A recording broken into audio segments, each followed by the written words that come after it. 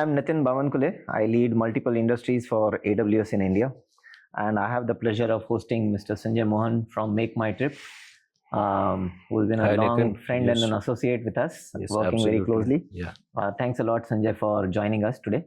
Thank you for having me here. Thank you. Sanjay, as we were discussing outside, you've been a veteran in this industry, especially in the travel industry. You made a significant mark knowing where MakeMyTrip is leading in innovation, and literally everything new comes out in travel industry. MakeMyTrip is the Thank first you. one to Yeah. come out.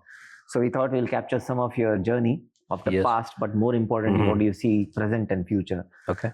So let me start off with the first question. You've been with MakeMyTrip for a long time, and obviously been a part of the transformational journey. You also seen the COVID wave which happened. Tell me what are the key transformational things you've seen over the past close to 1 decade, I would say. 1 decade, yeah. In MakeMyTrip, which has really helped MakeMyTrip be the leader in the entire space of travel and tourism. So from a tech perspective, I'll tell you over the last exactly 10 years that I've been here now, just completed 10. So largely consolidation of the platforms and the tech stack. So at the time I had joined, we had a variety of language components, also .NET and Java and Python and PHP, all kinds of things. Tech stack was quite scattered. So the first thing is to simplify the tech stack. Got it. So once we started doing the simplification, we started throwing out things that we thought were not really going to add value for us in the long term. Yeah. And then in that process, you reduce the clutter, and then also you simplify the tech stack. So we did a lot of that in the first 2 years. So once you clean up the tech stack, then what next? And that is when you realize that all of these lines of businesses that we had, flights and hotels and holidays and whatnot, they were all vertically integrated stacks. Yeah. Which means that there was a lot of duplication of code all across. So then we started thinking horizontal. So once you simplify those vertical stacks, then you start thinking horizontal, consolidating the horizontal features. So that was when the platform mindset came in. Got it. That let's build platforms at MakeMyTrip. And the next maybe 2-3 years were all into platforms. So that was the next big, from a technology strategy point of view, that was one big shift that we did. At the same time, we also started doing all of this data first. The first 5 years actually were mobile first at MakeMyTrip. Yeah, that was the transformation. The first the native mobile app we did in 2015, just when I had joined. That was my first project. So we did mobile and then built the best mobile experience for travel, which has helped us come this far. So after we did the platforms, in parallel, we also started doing the data platforms, the data strategy. So platforms were horizontal, data went vertical across all the layers. So you log data everywhere, and then you kind of, regardless of the line of business, whether it's flights or hotels or holidays, you try to understand the user as what are his interaction points in various products that you sell. Flights, hotels, holidays, ground transportation. So you understand the user as one user, the entire journey, the life cycle of a user, his preferences, her preferences, the buying patterns, searching patterns, all of that. So we did a lot of that. Once you build the data pipeline and the data platform, on top of that, then you can start doing the interesting stuff of insights.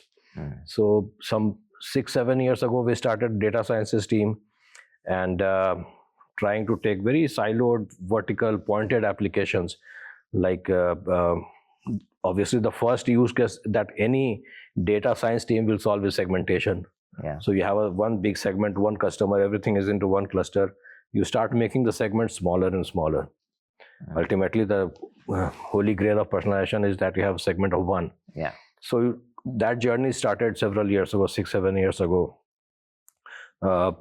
And then subsequently, we built a lot of data science applications, features.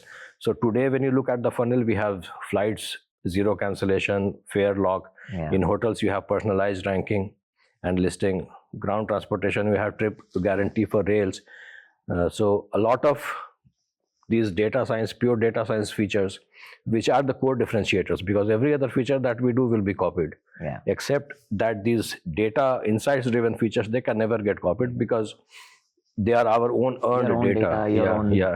Ability. And by virtue of being the leading provider of travel in India, at least everyone comes to MakeMyTrip at least to do the searches, Exactly. whether they buy the product from us or not. So from that perspective, we have the largest corpus of travel intent data for all of India. Yeah. And that we mine to the hilt completely. We make the best use of it.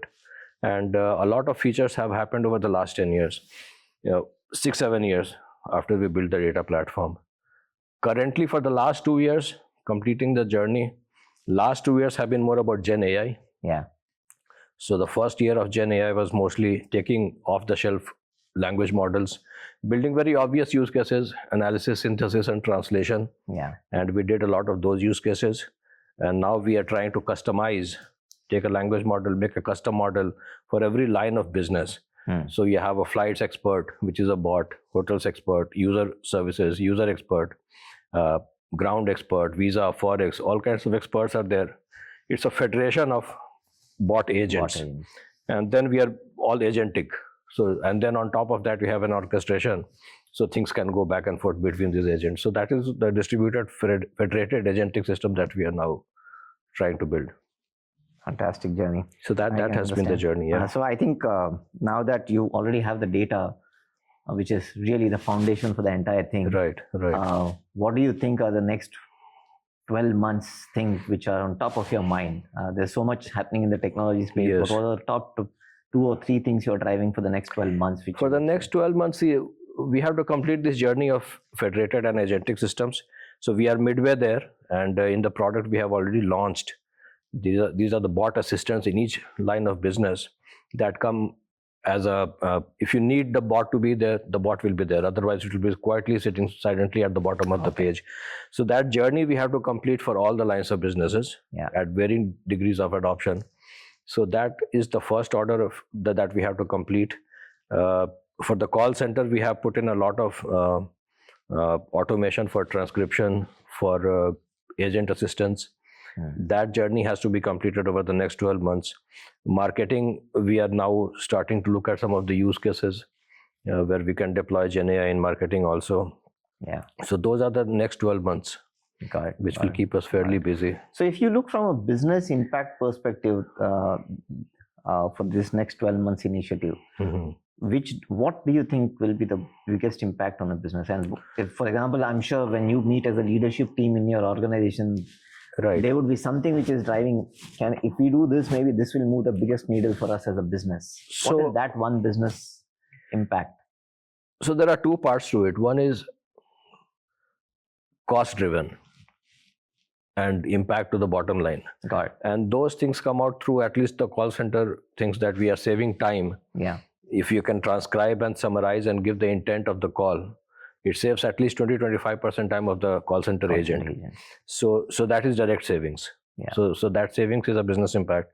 On the other side, if you look at the revenue side, you have to make life easier for the consumer.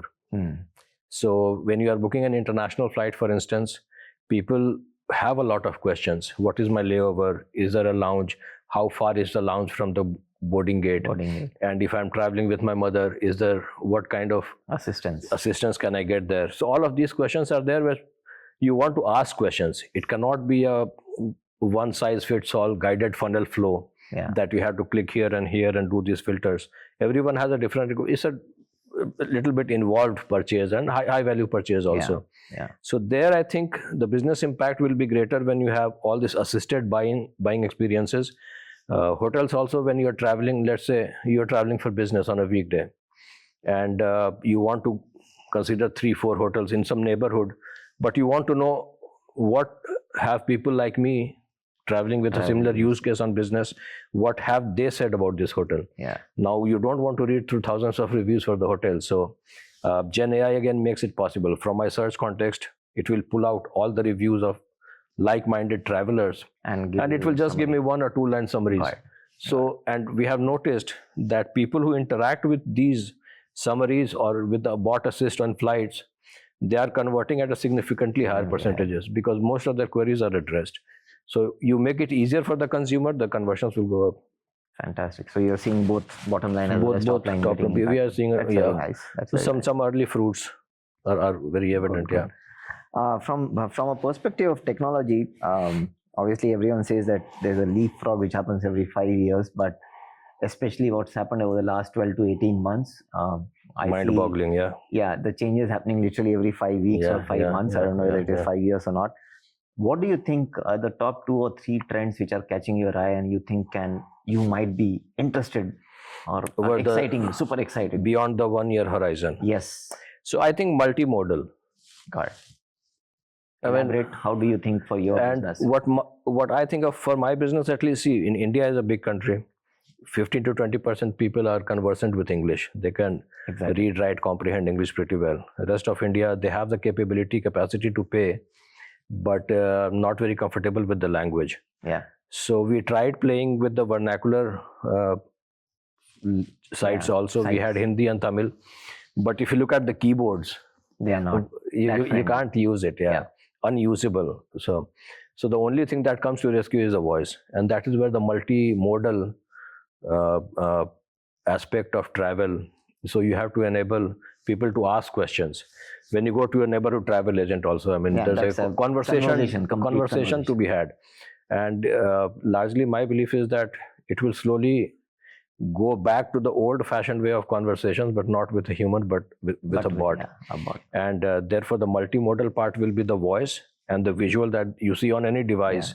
Because travel is a nuanced purchase. I mean, if you go to a hotel or a holiday, you want to see images and videos. Exactly. You will not buy that hotel or a holiday package unless you are very confident that this is what I want to do there. Yeah. So it's a multimodal in that sense. In trip, you can do a bunch of stuff, even language translation, for instance. Post trip, a lot of stuff. Just we are doing in bits and pieces on the call center side, but a lot more automation can happen there. So when you look at multimodal, I mean, audio, video, text, people can type also, you can click on the phone. So that is assuming that the phone will be there as the preferred device. And depends on how the technology depends on how the technology I heard about Mark Zuckerberg saying phones won't exist after 2030. And who knows? I mean, when did we imagine phones that we will carry internet in the pocket? Yeah, exactly. I mean, coming from the times that we come from. So things have changed. There was no phone at home. Mobile phones are a stretch. I know. So who knows what the device of the future will be? And if it's not the screen, and if it's the glass, then what kind of interactions? Yeah. So I think multimodal will play a big part over the next 5 years. Certainly things will change. I mean, that's my belief.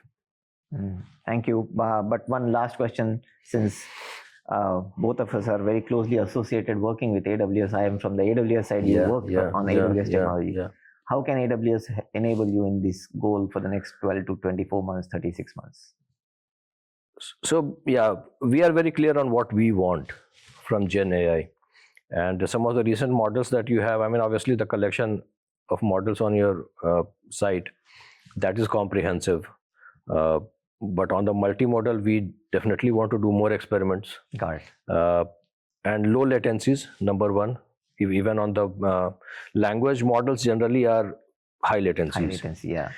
And in a conversational flow, people don't mind a little bit higher, but not too high. Yeah.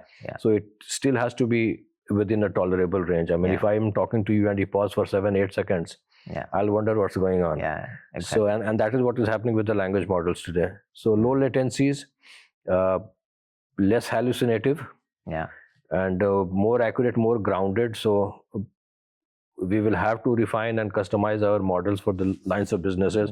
So it's completely grounded within the product space that we sell. And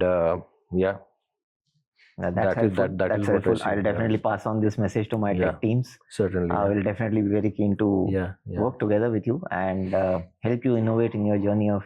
Like you have been doing for the last 7 years. We've been very close partners, and thank you so much helping us through. Thank you. Thanks a lot, each and every stage. And pleasure talking to you.